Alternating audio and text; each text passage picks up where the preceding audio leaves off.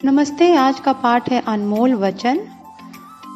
दोहा अपने आप में बहुत गहरे अर्थ को समेटे हुए होता है। पुरातन कवियों ने दोहों की रचना बहुत आयात में की है, जैसे तुलसीदास, कबीरदास, रहीमदास आदि। इस पाठ में हम कबीरदास तथा रहीमदास के कुछ दोहे पढ़ेंगे। दोहों की विशेषता यह होती है कि मात्र 2 पंक्तियों में शिक्षा, जीवन का सार, दर्शन आदि विषयों को ऐसे पिरोया जाता है कि पढ़ने में भी ये रोचक एवं आकर्षक लगते हैं और इनसे जीवनोपयोगी शिक्षा भी प्राप्त होती है। तो आइए हम पढ़ते हैं कबीरदास जी की दोहे। ऐसी बानी बोलिए मन का आपा खोए, औरन को शीतल करे आपहु शीतल होए। अर्थात कबीरदास ने अपने दोहे में वाणी यानी मुख से निकली बातों को अधिक महत्वपूर्ण बताया है। उन्होंने वाणी को सबसे ऊपर रखा है। अर्थात वे कहना चाहते हैं कि हमें ऐसी मधुर वाणी बोलनी चाहिए जिससे दूसरों को शीतलता का अनुभव हो और साथ ही हमारा मन भी प्रसन्न हो उठे। मधुर वाणी औषधि के समान होती है, जबकि कटु वाणी तीर के समान कानों में प्रवेश होकर संपूर्ण शरीर को पीड़ा देती है। मधुर वाणी से समाज में एक दूसरे के प्रति प्रेम की भावना का संचार होता है, जबकि कटु वचनों से सामाजिक प्राणी एक दूसरे के विरोधी बन जाते हैं। इसलिए हमेशा मीठा और उचित बोलना चाहिए। वृक्ष कबहु नहीं फल भकै, नदी न संचय नीर, परमारथ के कारणे साधुन धरा शरीर। अर्थात वृक्ष कभी अपना फल स्वयं नहीं खाते, नदियाँ कभी अपना पानी स्वयं नहीं पीती, यह तो सदैव दूसरों के कल्याण हेतु बहते रहती हैं।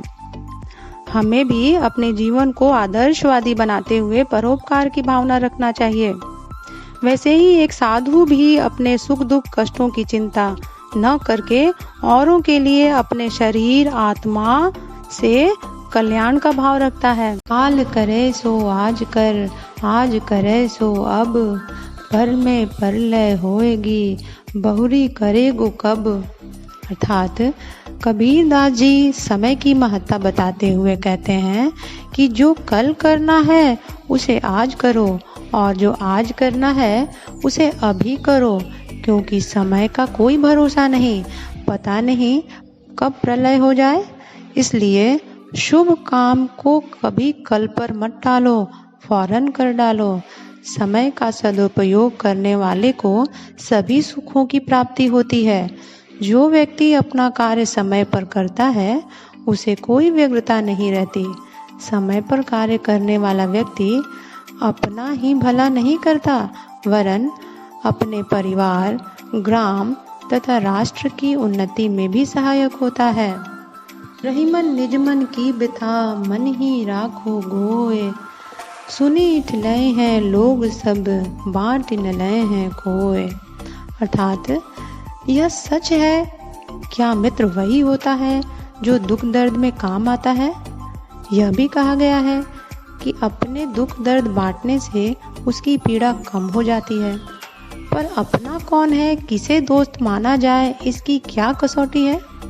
प्रायः ऐसा होता है कि लोग दूसरों को अपना दुख दर्द सुनाते हैं, परंतु सुनने वाले सामने तो सहानुभूति का प्रदर्शन करते हैं, किंतु पीछे उसका परिहास करते हैं। ऐसी स्थिति को देखते हुए रहीमदास जी कहते हैं कि मन में चाहे कितनी ही पीड़ा क्यों न हो, उसे किसी को सुनाने की आवश्यकता नहीं। बेहतर यही है कि मन की व्यथा मन में ही छिपा कर रखो, सुनाने से कोई लाभ नहीं होगा। अगर किसी को अपनी व्यथा सुनाएंगे भी तो पीठ पीछे उसका वह मजाक उड़ाएंगे। इनमें कोई भी ऐसा नहीं है जो पीड़ा को बांटने वाला हो। रहीमन धागा प्रेम का, मत तोड़ो चटकाए, टूटे से फिर ना जुरे, जुरे गांठ पर जाए। अर्थात रहीमदास जी कहते हैं कि प्रेम का धागा बड़ा ही नाजुक और कोमल होता है। इसे कठोर वचनों और कड़वी भावनाओं के जरिए तोड़ना बिल्कुल उचित नहीं है। अगर प्रेम की यह कोमल डोर एक बार टूट जाए तो फिर यह कभी जुड़ नहीं पाती। यदि 1000 प्रयत्न करके आप प्रेम की यह डोरी जोड़ भी लो तो उसमें एक गांठ पड़ ही जाती है। अर्थात एक बार टूट जाने के बाद रिश्ते भले ही दोबारा जुड़ जाएं, लेकिन वो पहले जैसे नहीं रह पाते। यहाँ रहीमदास जी रिश्तों की अहमियत समझा रहे हैं। रूठे सुजन मनाइए जो रूठे 100 बार, रहीमन फिर फिर पोइए टूटे मुक्ताहार। अर्थात रहीम जी कहते हैं कि आपका प्रिय मित्र या बंधु रूठ जाए तो उसे 100 बार भी मनाना पड़े तो मनाइए, क्योंकि मित्रता में कोई बड़ा छोटा नहीं होता।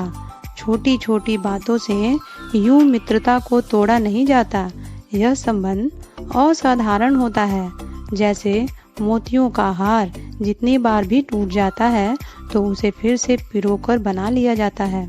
जीवन के लिए गहरे संदेश देने वाले इन दोहों में व्यवहारिक स्तर पर मनुष्यों के व्यवहारों एवं उनकी मानसिकता को प्रभावित करने की अद्भुत क्षमता है। दोहों के माध्यम से जीवन सार समझने तथा अनुकरणीय बातों को सीखने की प्रेरणा देना ही इस पाठ की मुख्य अवधारणा है। धन्यवाद।